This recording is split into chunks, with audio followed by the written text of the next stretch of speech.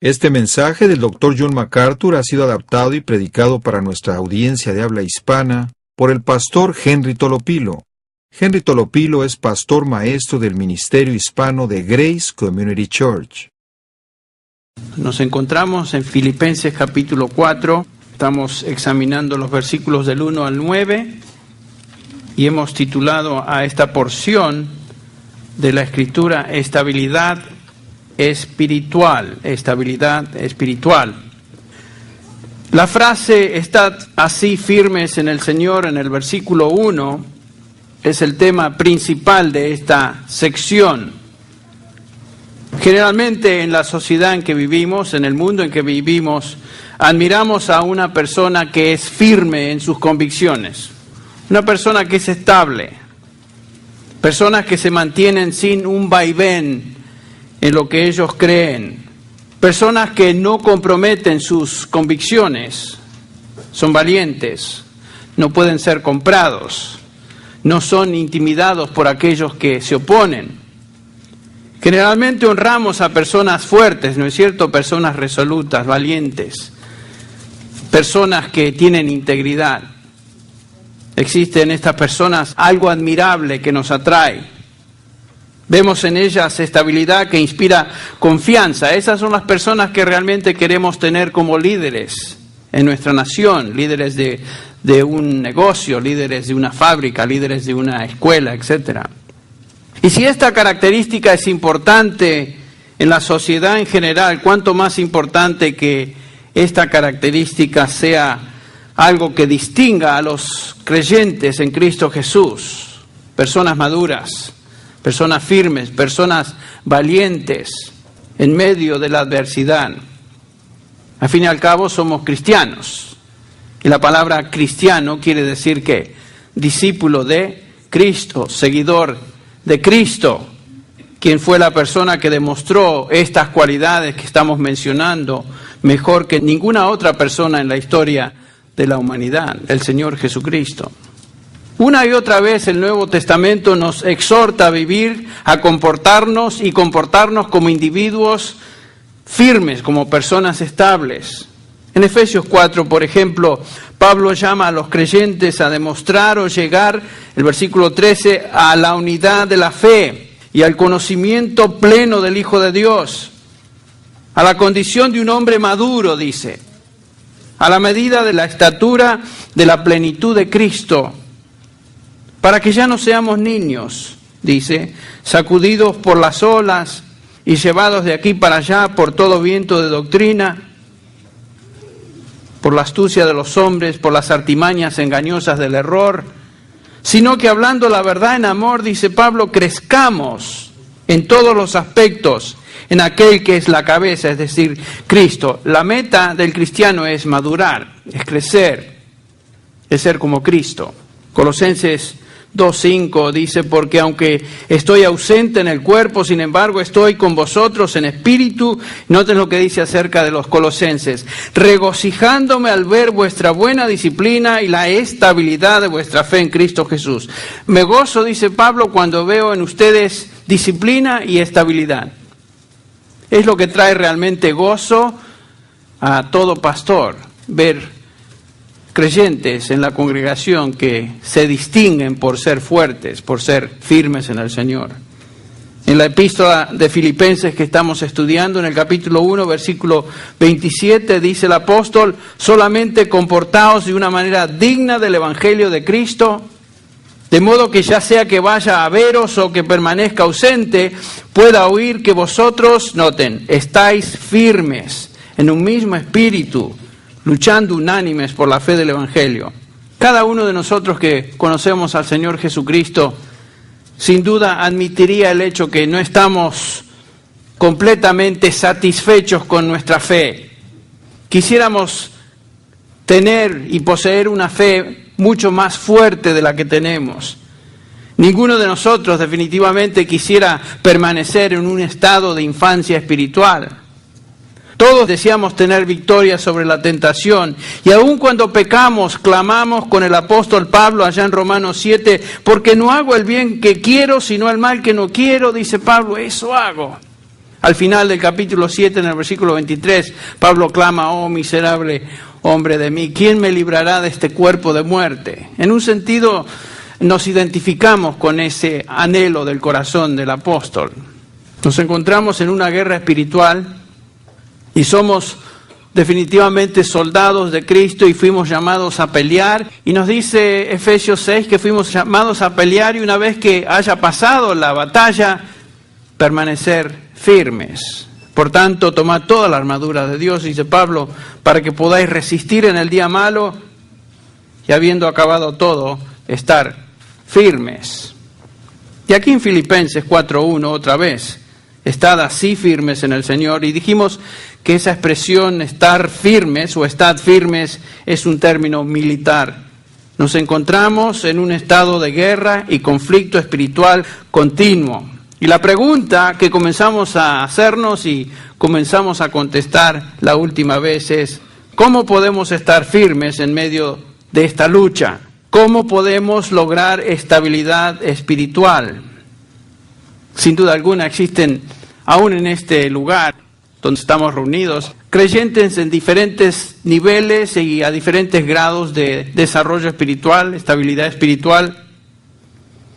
Aquellos que son débiles, espiritualmente débiles, a veces piensan si esa inestabilidad espiritual tiene que ver con algo dentro de ellos, tal vez su naturaleza, tal vez su estructura genética le impide ser fuertes como otros hermanos en Cristo que se ven fuertes. Pero la inestabilidad espiritual no tiene nada que ver con nuestro trasfondo físico, con nuestro trasfondo social, familiar.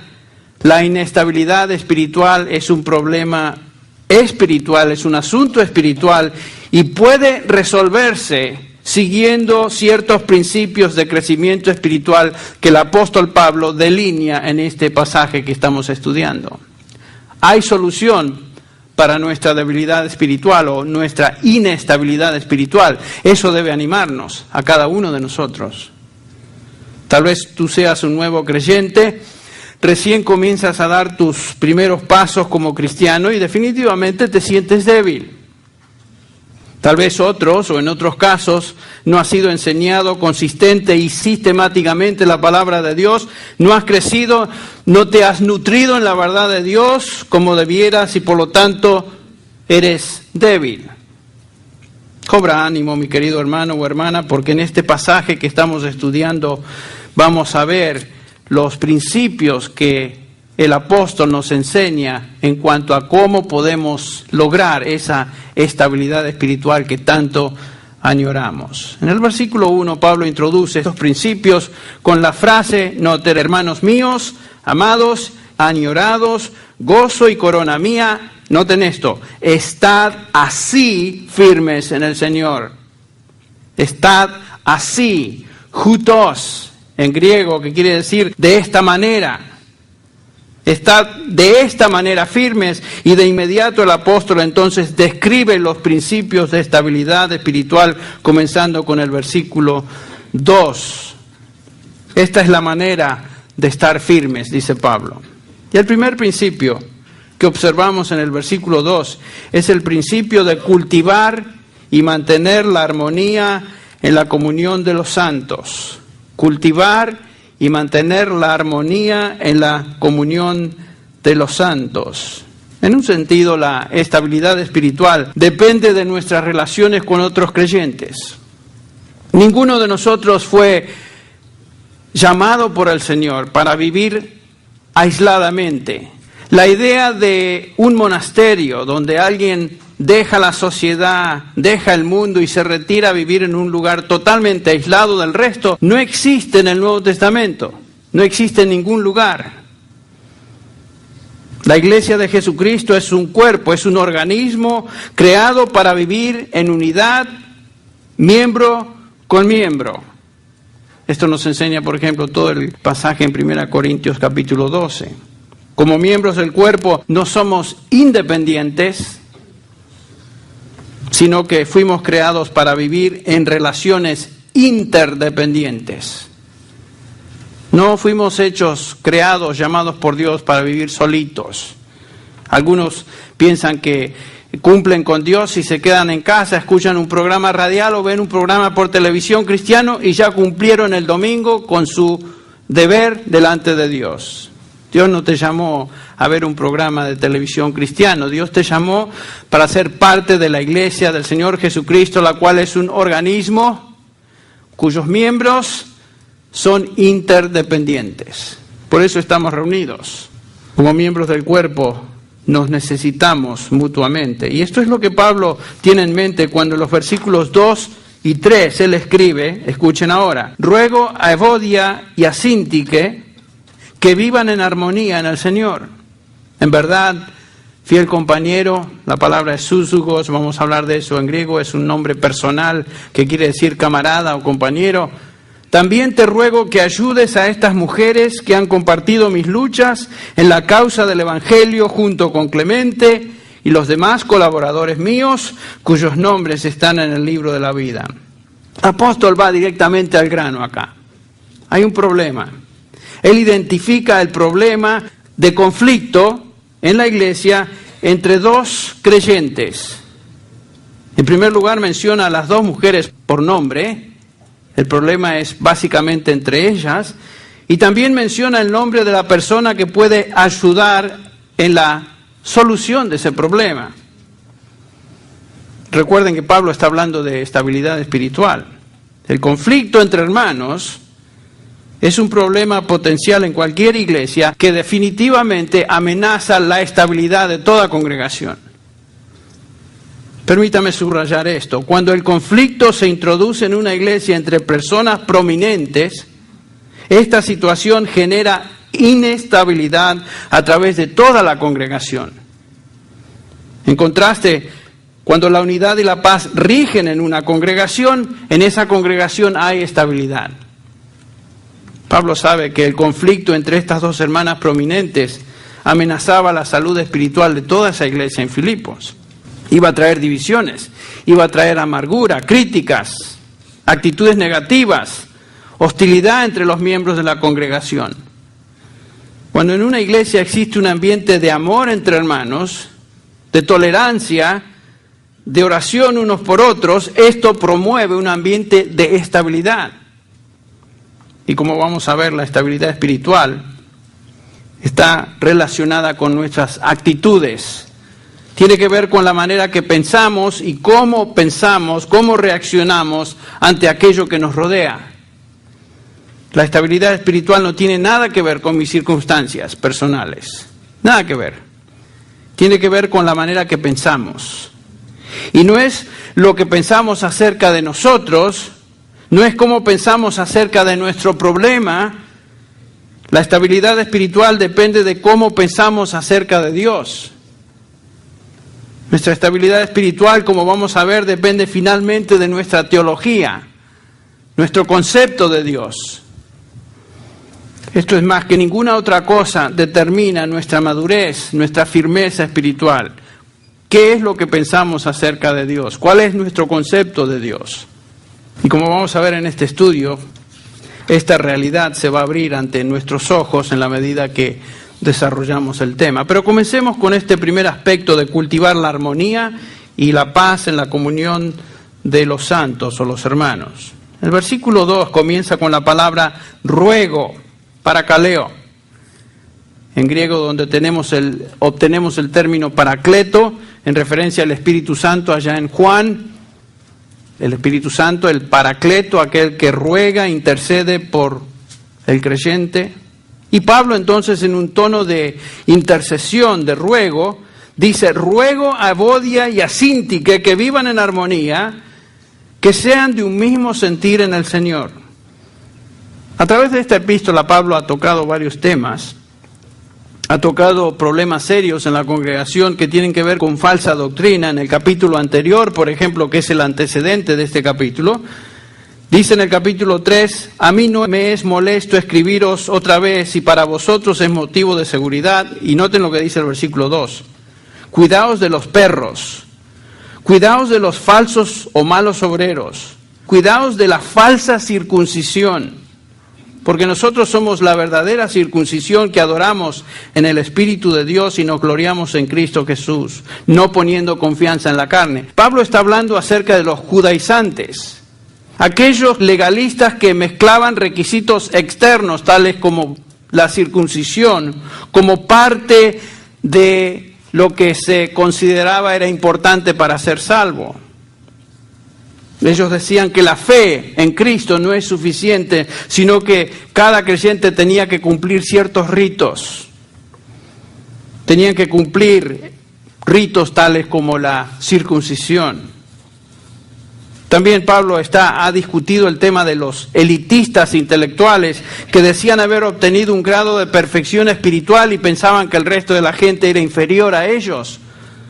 A lo cual Pablo responde en este capítulo 3, también en el versículo 12, no que yo lo haya alcanzado, está haciendo burla en un sentido de aquellos que decían, yo ya he alcanzado la perfección o la estabilidad espiritual, no que yo ya he alcanzado, que haya llegado a ser perfecto, dice Pablo, que es lo que estos decían, sino que sigo adelante a fin de poder alcanzar aquello para lo cual también fui alcanzado por Cristo Jesús.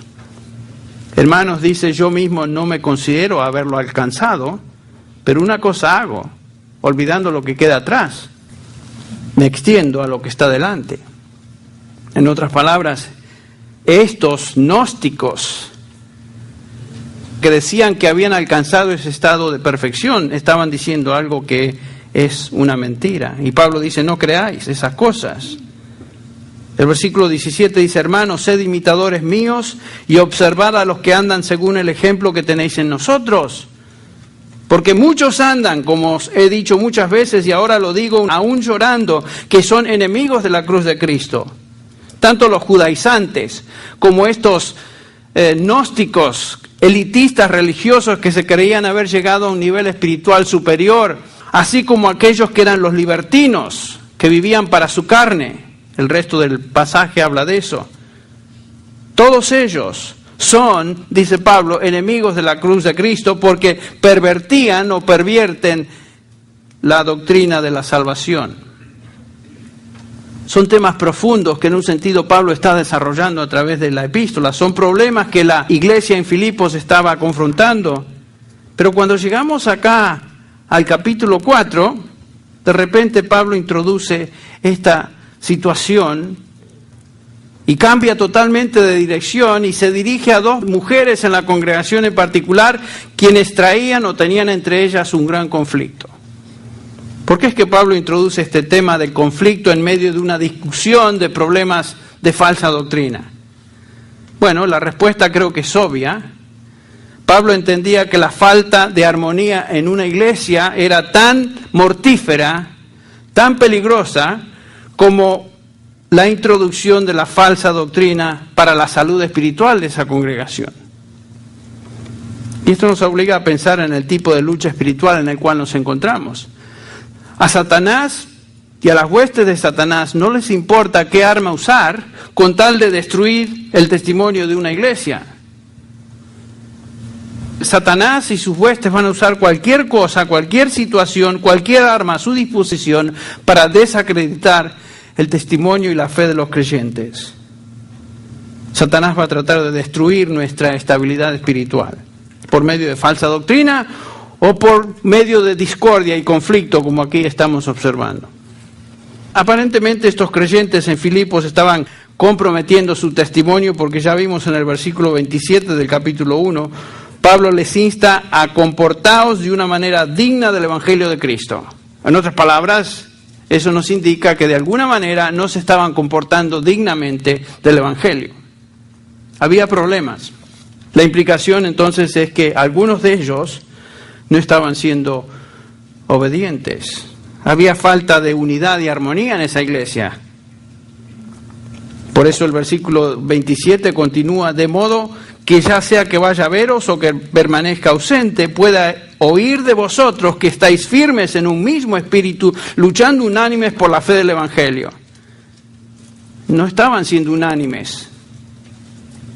Capítulo 2, versículo 2 dice, haced completo mi gozo, siendo el mismo sentir, conservando el mismo amor, unidos en el espíritu, dedicados a un mismo propósito. Nada hagáis por egoísmo, por vanagloria, sino que con actitud humilde cada uno de vosotros considera al otro como más importante que a sí mismo, no buscando cada uno sus propios intereses, sino más bien los intereses de los demás. Claramente Pablo se está dirigiendo a un problema de conflicto en la iglesia.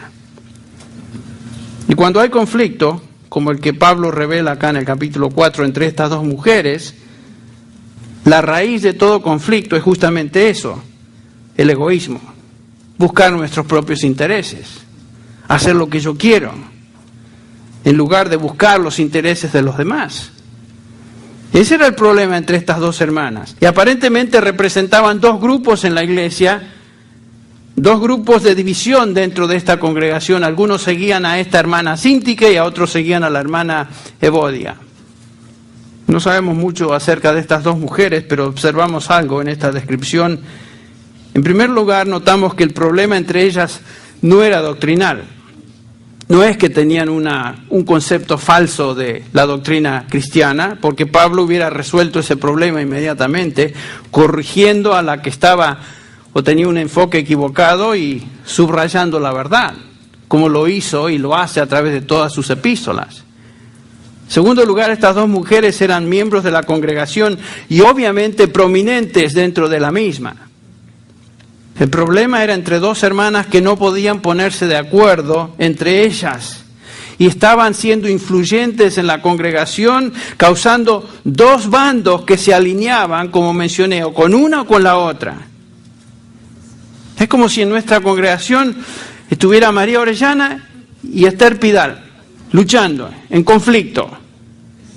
Buenas hermanas, queridas hermanas, pero conflicto entre ellas. No que sucede, estoy simplemente dando una ilustración. Es lo que está sucediendo acá, imagínense.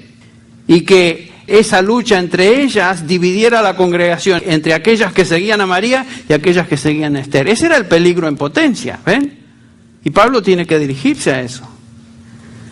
¿Quiénes eran estas mujeres? Bueno, el versículo 3 nos dice Pablo que ayudes a estas que combatieron juntamente conmigo en el Evangelio. Eran colaboradoras del Evangelio.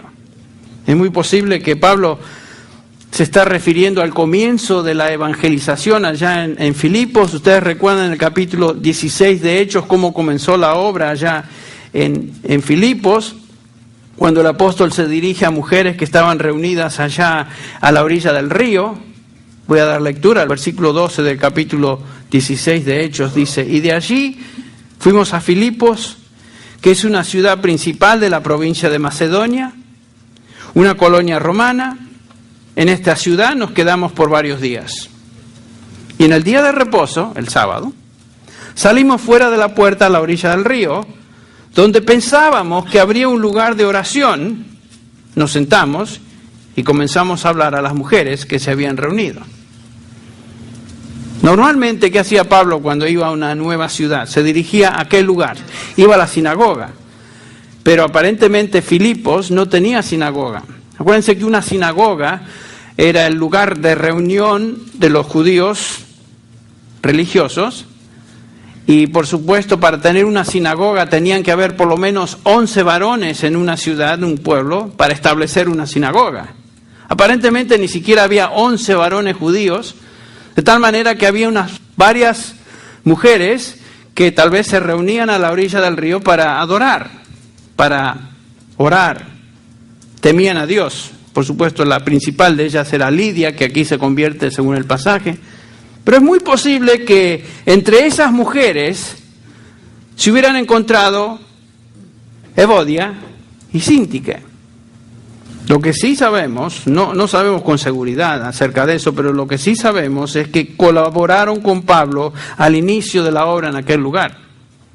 Pero ahora estaban en conflicto y tenían que ser exhortadas a vivir en armonía. Vivan en armonía en el Señor, dice Pablo. Esta es la esfera donde deben lograr esa armonía, en el Señor. Si ellas se reconcilian con el Señor, si ellas se someten al sentir del Señor, entonces estarán en condiciones de tener un mismo sentir entre ellas. ¿Ve lo que está pasando? A menudo cuando hay conflicto entre creyentes, el conflicto principal y la raíz de ese problema es que hay una falta de comunión con el Señor. Hay una falta de sumisión a su voluntad. No está diciendo Pablo que no eran creyentes y que no eran buenas, pero había un problema entre cada una de ellas y su Señor. Y por eso Pablo les exhorta a vivir en armonía en el Señor. Es la única esfera donde podemos estar de acuerdo, en el Señor. Y Pablo no se detiene con esta exhortación a ellas, sino que continúa diciendo el versículo 3, asimismo te ruego también a ti, y después dice compañero fiel, que ayudes a estas. Compañero o camarada es la palabra, es la traducción de una palabra que ya mencioné en griego, susugos, que quiere decir literalmente compañero de yugo, uno que lleva la misma carga, así como dos bueyes llevan sobre sí un yugo. Y Pablo se está dirigiendo a este hombre, a este colega en la obra, susugos. Una posibilidad es que se refiere a alguien cuyo nombre no sabemos y simplemente acá se llama compañero fiel, pero esta no es la mejor explicación, ya que el apóstol menciona por nombre a las mujeres, menciona inmediatamente a Clemente, otro de los colaboradores. Y acá la mejor opción es decir que esta palabra traducida a compañero fiel es simplemente susugos. Ese era su nombre personal, susugo, que quiere decir compañero, quiere decir camarada. Posiblemente este susugos era uno de los ancianos líderes de la congregación. Ustedes recuerdan ya en el capítulo 1, versículo 1, cuando Pablo se dirige escribiendo la epístola, Pablo y Timoteo, siervos de Jesucristo, a todos los santos en Cristo Jesús que están en Filipos, esos son todos los miembros de la congregación, y después agrega con los obispos y diáconos, los ancianos y diáconos, o los pastores y diáconos. Posiblemente este susugos era uno de estos pastores. Y como anciano, susugos, este hermano fiel, tal vez no había cumplido su deber de resolver el problema de división entre estas dos hermanas, y Pablo ahora con autoridad apostólica le pide a este pastor que por favor, susugos, interviene. En ayuda a estas dos. Mira, compañero, está diciendo Pablo, o susugos, quien estás sosteniendo la misma carga que yo en el Evangelio, te pido ahora que ayudes a estas dos. Esa es la función de todo pastor, intervenir. Fuimos llamados a ser pacificadores, a cultivar la armonía entre los hermanos, y esto por supuesto produce un ambiente de estabilidad, cuando nos ayudamos mutuamente. Observen que estas dos mujeres son importantes en la iglesia. Habían colaborado con Pablo en el comienzo de la congregación. Y si ustedes recuerdan, esa congregación comenzó de una manera muy interesante. Después de la predicación, después de la conversión de Lidia, resulta que Pablo y Silas terminan ¿dónde? En Filipos, en la cárcel. Y ahí tenemos esa descripción en el capítulo 16, donde no solamente en la cárcel, sino en cepos, encadenados. Y tenemos la descripción de que en el medio de la noche estaba Pablo y Silas, los dos, cantando himnos de alabanza a Dios, y todos los prisioneros ahí, y de repente hubo un terremoto, nos dice el pasaje, que causó que todas las cadenas de cada uno de los prisioneros se cayeran, se soltaran, las portezuelas o puertas de la celda se abrieran, y de repente viene el carcelero de Filipos y piensa, soné. Entonces saca su espada y Pablo le tiene que gritar, no te hagas daño porque estamos todos aquí. No se habían ido, no habían huido, ninguno de ellos. Y ahí tenemos la reacción del carcelero de Filipos que se postra ante los pies de Pablo y Silas. Señores, ¿qué debo hacer yo para ser salvo? Y la respuesta es, cree en el Señor Jesucristo y serás salvo tú y tu casa. El carcelero de Filipos y toda su casa llegó a los pies de Cristo, y así comenzó el Evangelio, la obra, esta nueva iglesia allá en Filipos. No fue fácil. Y estas dos mujeres fueron parte de ese comienzo. Fueron personas importantes, colaboradores importantes con Pablo en ese inicio de la iglesia ahí en Filipos. Y algo que debemos recordar, creo que es muy importante, que a veces los cristianos más fieles, escuchen bien esto, los creyentes más prominentes pueden ser usados por Satanás para causar conflicto. ¿Cuánto cuidado tenemos que tener con eso? Por lo general, una persona que es líder tiene convicciones, hablamos de eso, y tal vez tiene ideas claras de lo que debe hacer o no debe hacer, y otra persona en una posición de liderazgo también. Y a veces malinterpretamos y pensamos que nuestra posición es la mejor y la más clara, y nos empacamos en esa posición en lugar de pensar que lo más importante no es mi posición o lo que yo quiero o lo que yo deseo que se imponga, sino es la armonía entre los santos. A veces mi posición personal no es una posición doctrinal y puede quedar a un lado sin ningún problema. El Señor Jesús nos enseñó a aprender de mí, ¿no es cierto? Que soy ¿qué? Manso y humilde de corazón. El Hijo de Dios encarnado no se puso empacado en una posición, esto se va a hacer así, sino que nos enseñó a través de su testimonio, de su vida, de ser manso y humilde de corazón. Y estas dos hermanas aparentemente se habían olvidado de eso. Posiblemente estaban divididas en base a una tontera. No era algo fundamentalmente doctrinal, sino que era una tontera y estaban causando una infección espiritual en toda esa congregación. Y Pablo dice que estas dos hermanas combatieron con él, sunatleo, donde sacamos la palabra atleta, compartieron con él en la lucha de proclamar el evangelio, así como la lucha de un atleta. Y después Pablo dice que ellas no fueron las únicas en esa lucha, sino que menciona a Clemente y a los demás que colaboraron conmigo, cuyos nombres, dice, aunque no se encuentran en la carta de Filipenses, están en el libro de la vida, que es mucho mejor. ¿Qué es eso del libro de la vida? Bueno, es el registro de Dios donde los nombres de todos sus redimidos a través de la historia de la redención se encuentran ahí. Estos son los elegidos de Dios cuyos nombres fueron escritos desde la eternidad. Y lo que aquí observamos entonces es esa riqueza de comunión que existe entre los hermanos en Cristo de una iglesia. Todos están incluidos en el libro de la vida. Clemente, Súsugos, la iglesia de Filipos y estas dos hermanas. Todos han colaborado juntos y han sido usados por Dios para edificar esa iglesia. Y de repente, fíjense si no es cuando Satanás mete la pata. Todo iba bien y de repente Evodia y Síntique están en un conflicto que amenaza ahora sí la estabilidad de toda esa iglesia. Qué triste, ¿no? Dios les ama a todos. Y ahora Pablo les insta a tener armonía, a tener el mismo sentir. Deben amarse mutuamente para permanecer firmes. Dios nos ha llamado a ser pacificadores en la iglesia, hermano. Cada uno de nosotros. Ser súsugos, fieles, compañeros, que llevamos la carga, la misma carga de servir al Señor dentro de la congregación. A eso nos llamó el Señor. A buscar la armonía. Este es el primer principio de estabilidad. Veamos rápidamente el segundo principio, que se encuentra resumido en el versículo 4. Pablo dice, regocijaos en el Señor. Y Pablo repite la exhortación en caso de que a alguien se le hubiera pasado. Otra vez os digo que regocijaos. El principio se puede expresar de esta manera. La estabilidad espiritual está íntimamente ligada con mantener un espíritu de gozo. Noten que esta actitud es independiente de las circunstancias que varían constantemente. Si el experimentar gozo dependiera de las circunstancias, nunca tendríamos gozo. ¿Saben? La mayoría de nuestras circunstancias diarias hay momentos de tranquilidad y paz, pero como hijos de Dios estamos en conflictos con el enemigo de nuestras almas.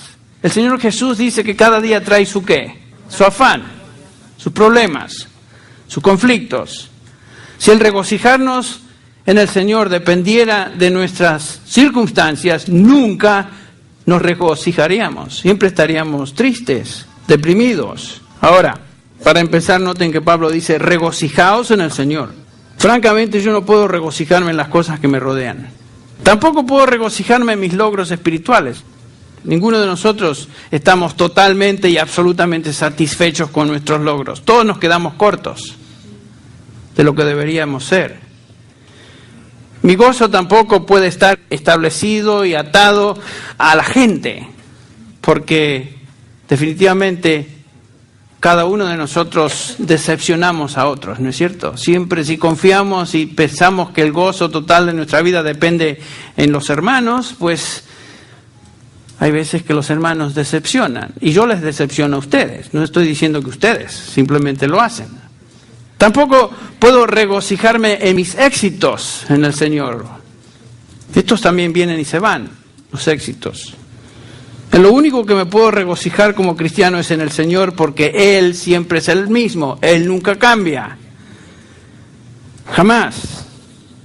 Y como dije al comienzo, nuestra estabilidad espiritual depende de nuestro concepto de Dios. Un cristiano que vive débilmente y es llevado como las olas de la mar de aquí para allá es una persona que no tiene un concepto apropiado de Dios. Si tú no conoces bien a tu Dios, tú no puedes regocijarte en Él. Es nuestro conocimiento de Dios que nos permite regocijarnos en Él a pesar de las circunstancias. En la medida que conocemos a Dios, aprendemos a regocijarnos en Él más y más, confiar en Él más y más. Romanos 14:17 dice Pablo, porque el reino de Dios no es comida ni bebida, sino justicia, paz y gozo en el Espíritu Santo. ¿Ven? ¿Qué cosas nos ayudan a regocijarnos en el Señor? Permítanme sugerirle algunas.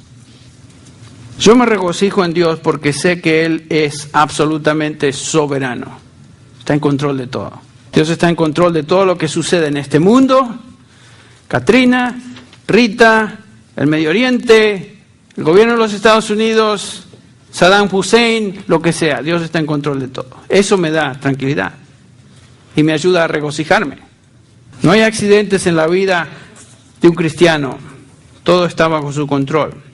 No solamente que Dios controla todo, sino que Dios nos enseña, Romanos 8:28, que utiliza todo lo que nos sucede para nuestro bien. Todo lo que nos sucede es para nuestro bien. Qué tremenda verdad es esta, ¿no es cierto? Todas las cosas ayudan a bien, a los que a Dios aman, a los que conforme a su propósito han sido llamados. Todo. Una cosa es leer esto en la Biblia, otra cosa es creerlo con todo el corazón y que eso forme parte de mi convicción. Cuando eso sucede, entonces yo me regocijo. Porque venga lo que venga, estoy seguro que el Señor está en control. He estado pensando estas semanas en esa ilustración del Señor Jesús allá en el capítulo 4 de Marcos, es la porción que más me gusta, está en Mateo también. Pero dice acá que caída la tarde, el Señor Jesús sale en la barca con sus discípulos, dice, pasemos al otro lado del mar de Galilea. Despidiendo a la multitud, lo llevaron con ellos a la barca como estaba y había otras barcas con él. Pero se levantó una violenta tempestad y las olas se lanzaban sobre la barca de tal manera que se anegaba la barca. Él estaba en la popa durmiendo sobre un cabezal. Qué interesante, ¿no? Una tormentota y el Señor ahí descansando. Por supuesto, Él era el creador del universo. Entonces vienen a Él desesperados los discípulos, así como nosotros hacemos con el Señor a veces. Y le dice, Maestro, ¿no te importa que perecemos? Sin duda le gritaron, no simplemente le comentaron. Y levantándose, dice, reprendió el viento y dijo al mar, cálmate, sosiégate. Y el viento cesó y sobrevino una gran calma, como un espejo aquello. Cuando eso sucede, entonces se dirige a los suyos, a los discípulos, y les pregunta, ¿por qué estáis amedrentados? ¿Cómo no tenéis fe? ¿Qué pregunta, no? A veces el Señor nos hace eso a nosotros. Cuando pasamos por varias tormentas en la vida y vemos que el Señor está en control, comenzamos a vivir confiadamente, nuestra fe se afirma, nuestra fe se estabiliza. Si pasamos por varias tormentas y el Señor nos rescata de cada una de ellas, comenzamos a decir, ¿sabes qué? Todas las cosas ayudan a bien.